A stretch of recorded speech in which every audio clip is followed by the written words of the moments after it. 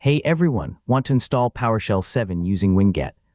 Winget is Microsoft's official Windows package manager, making it one of the fastest and easiest ways to install PowerShell 7.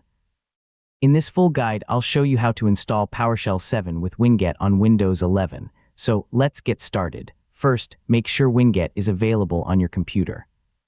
Open Windows Terminal or Command Prompt and run the following command. Winget version. If a version number appears, Winget is installed and ready to use. Next, search the Winget repository to verify that the PowerShell package is available. Winget search Microsoft, PowerShell. You'll see the official Microsoft PowerShell package listed in the search results.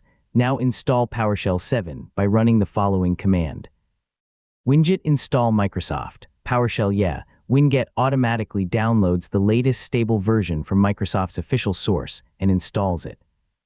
Depending on your system configuration, Winget may ask you to accept license agreements or package source terms. Type Y and press Enter to continue.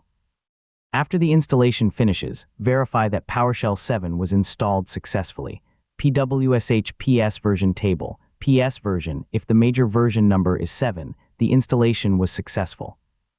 When a newer version becomes available, you can easily update PowerShell using Winget. Winget upgrade Microsoft, PowerShell. You won't need to download the installer manually each time.